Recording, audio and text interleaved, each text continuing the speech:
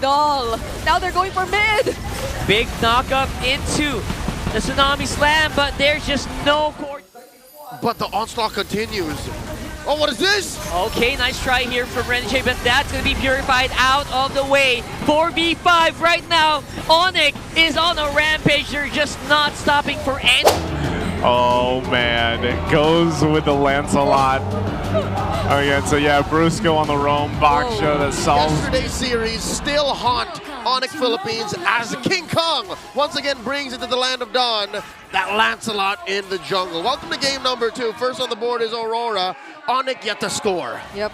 By the way, fun fact, I think King Kong got the highest GPM yesterday, right? And that was on the Lancelot. But I really agree with what Renmar just mentioned, that it's gonna be hard pulling up the Lancelot this time considering Aurora's lineup. Yeah, I really love that throwback as well to the era where Lancelot and Fredrin just, they just met.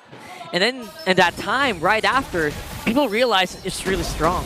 You know what, Carl? You're throwing back to a time wherein Fredrin was new to the game, and this is what, early season 10? Yeah. But let me throw back to about 2 or 3 weeks ago, maybe a month, when in the XP lane, Fredrin was played by BTR's Luke to a win.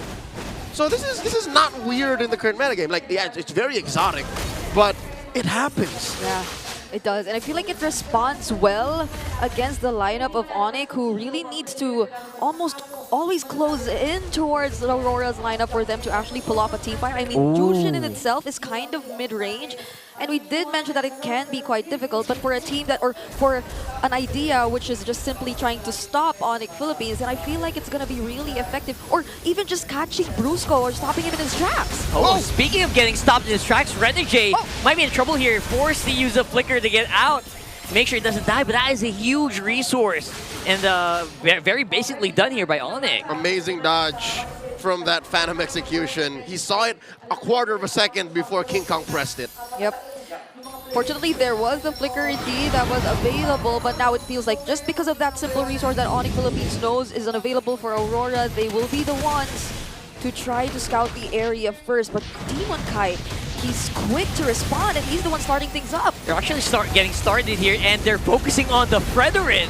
Very interesting choice here. And now they're fighting with very low HP bars, and King Kong will be able to get that turtle and just buff up his teammates just a little bit more, forcing Aurora to disperse. Icing on the cake, King Kong focused on the turtle, helped his teammates by scoring a shield, which allowed for them to push on forward. 2 free kills, big objective, Super Fam on! And I feel like we've seen this yesterday too. King Kong, even on a Lancelot, just being set on taking the necessary objectives, avoiding the team fights early on, going for the turrets, and with the Demon Slayer emblem in his emblem combinations too, it feels like they just know that this is the way to go, especially if they want to avoid the struggles or the challenges they'll probably face up against lineup or Aurora if they decide to fight them head on. Yeah, it is Throwback Thursday. It was called Demon Hunter. Now it's Season Hunter. Oh, yeah. It's the same icon. And this is what SDZYZ then in Season 9 used on this very hero to show us that, hey, you can play Lancelot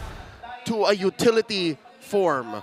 You can't play it like this, just objective-wise. Now, Renegade gets caught once more. Yeah, Renegade again in trouble here. No flicker to save him this time around. Oh, actually, he's back on. What? Wow.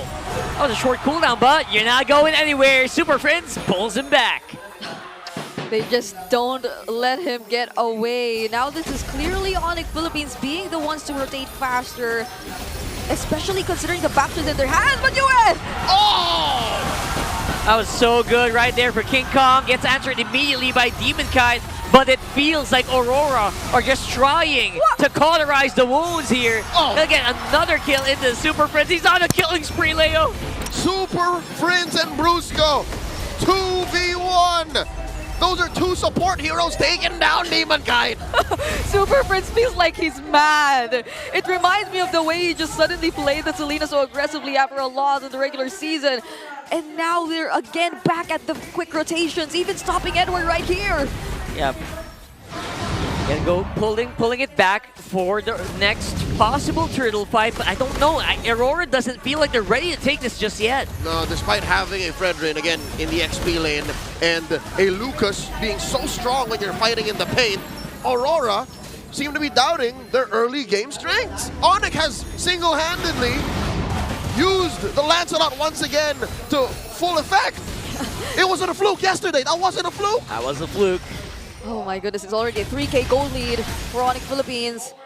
And they know fully well where Aurora is. And you could say the same for Kellera this time around, but it's Onic in the lead, so you could expect him to go online a little bit earlier compared to game number 1. Check it out. Edward's first and last Fredrin game was back in Season 12 in a playoffs match against Onic. This very Onic. Wow. Wow, that's a big throwback. I'm very glad our stats people got it. It wasn't weird. It wasn't weird. It wasn't weird. It happened. We're not Mandela affecting y'all, all right? It is Throwback Thursday, and our production is confirming that this did happen. Yep. Right now, looking at the items so far for both of our teams, only one has already, or only King Kong and Dominic have already secured their first core item so far. But this is Onic Philippines paying full attention to the gold lane. Fortunately, Renegade is here to guide and protect Demon Kite, but I feel like they won't be letting Demon Kite really do his farming any further. Yeah, just to add to that, there's not much Renegade could do. Demon Kite senses it. Here's the conceal. Super Prince still engages. Oh Man, Super Prince, like we're gonna mention, is very, very mad, or looking like it, inside the Land of Dawn here. Just even diving under that second turret. Oh, force him to fight on top side though. Beautiful engagement. 3-on-1. No chance for King Kong to make it out. That was so quick. The flicker into the title strike. Even with barely no vision on where exactly in the bush he was. In other words, pulling back Brusco as well. Super Prince still has some pretty good DPS even on his own. Putting Renegade on almost half. Look at that. This is probably one of Super Prince's most scariest forms. Like when he's able to do all this on the Jushin without being, or without any fear up against Aurora, despite the potential presence of like a setup into the burst damage that can be provided by UA, they just seem to know that they're way ahead for them to fear that. Super Prince is here to prove to us that this lineup works, again, despite the lack of burst.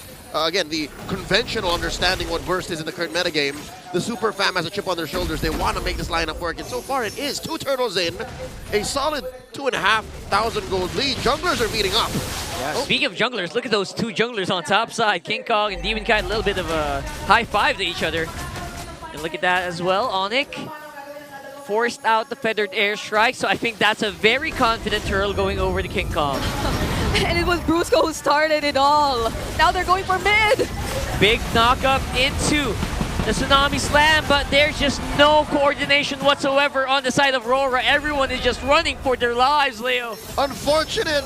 To be fair, I think Renegade was taking away Onic from his backline, all right? That's why he brought him there, but it cost him his life. It was worse. Even Edward had to pay the price, but Que sera, when you're down 4K like this, fresh off a turtle take, and Onic means business, this is what you can expect to happen. Yeah, and it was really surprising to see that the crossbow of that was still casted. And there you go. This time around, no fear whatsoever in the eyes of the Super Fam.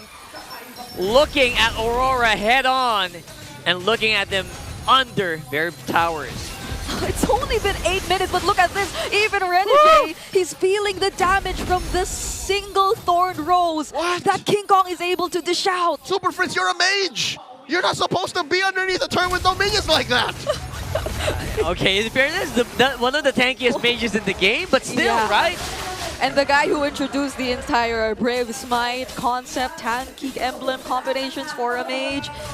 So it's surprising to see that he's not higher up there in the damage taken leaderboards, but you know. He's remixing his own rendition of the Jushin. It's a remix of a remix. This is the 2025 version of how you play it. And here's the thing. Here's what I'm afraid of, all right? Kellera's only been getting assists. He hasn't really even taken to the skies to actually get kills. Yep. And compared to earlier, there was no need for him to go for the Wind of Nature immediately, but Renegade... Oh, straight into the fight. I think that was a pretty forced Tsunami Slam. He's gonna go down as well with a few easy hits. King Kong playing it under these 2 turrets. And again, no fear whatsoever in the eyes of the Super Fam. Cydek Perez almost gave everyone from Aurora a signed face photo cards. Just here we go. Shing, shing, shing. Look at that. Just using these feathered airstrikes to clear the minion waves. Whoop. Aurora is trying their very best to survive. Yeah, this is a huge problem though. If Oh, your God! lineup is like this, Oh my goodness. and they get to slow you down really well, enough for Kellera to just freely throw out his arrows. Like, this doesn't normally happen. The 1-1 gets bursted down, but in this scenario, Onic Philippines, through the Jushin, through the Baksha, whenever Aurora gets a little close, they almost always find a way to stop them from getting back safely. Again, hindsight is 2020, but I think this is what Onic was going for in game 1. This kind of play style. I mean, it's pretty similar, right? Zushin in the core of it as well. The 1-1. The 1-1, exactly. So that probably was the plan all along. And only now they're able to show us how it actually is executed with that almost 10K gold lead in 10 minutes that they've been able to secure in their hands. Aurora, at least they have the Farsa this time around. They have the carry as well to deal with the waves that could potentially come in. But they have to be careful of Kellera and the crossbow attack. He is applying pressure alongside Brusco. I don't know if RORA knows that Kellera is here with the Bruiser. Lord spawns in mid, waiting to march in. 10K up. This is Onic's game to lose. Concealed by Absolutely. Brusco. 11 minutes on the clock. They are diving in with that Lord. 2-man knockdown by Kirk here. Edward is in trouble. His brethren can't really stand the DPS for long. And now that turret is going to go down. Slow and steady. He doesn't even have enough time to use the Appraiser's Wrath if he wanted to. He can't. He just can't. He flickered away. That's just how fast they're able to burst him down without any major ultimates used just yet by Onic Philippines. Look at Onic. They're starting to go to the drawing board. They're looking for an angle of attack. And they are attacking a west way they know how. Right in the front, right to the base of their opponent. Diving in, that's going to be King Kong going down though. But where is Kellera? What's Kellera looking like? He's going to be forced to back off. That's 2 members going down for Onic. This attack is not as clean as I thought it would be. For the first time in a while, Onic suffer casualties. 2 for 2. Edward and Demon Kite for Kirk and King Kong. Man, that last inhibitor down bottom cost Onic a lot. Yep, we'll be seeing the instant replay in a bit where Kellera actually, in that particular sequence, was able to use the crossbow of Tang, but fortunately for Aurora, it actually transferred immediately from Edward to Demon Kite, 2 of those heroes in Aurora's lineup, which are expected to tank the damage from Kellera. And so Yue, Dom, and Kite, they were just able to focus down on clearing out the waves and defending their base. But this is something that allowed Onic to clear all of Aurora's base turrets, and that just keeps the 10K gold lead intact for Onic Philippines. Closer to about 9, but they have stopped the bleeding. But the onslaught continues. Oh, what is this? Okay, nice try here from Renjay, but that's going to be purified out of the way. 4v5 right now. Onic is on a rampage. They're just not stopping for anybody. Edward can't even put down the Appraiser's Wrath in time. And now it's an empty base. 3 members of Aurora to defend against an onslaught of Onic members. It's just impossible to fight. Demon Kite goes down even after that full combo, and that's game number 2 in the bag for Onic. The inevitable win for the Super Fam here. 1-1 on the board. Onic PH. They had their individual highlights in this game. Even up until that very last moment, that flicker, dark wave, setting things up, making sure that Aurora will no longer be able to defend. Man, 1-1 for this series. Let's throw it over.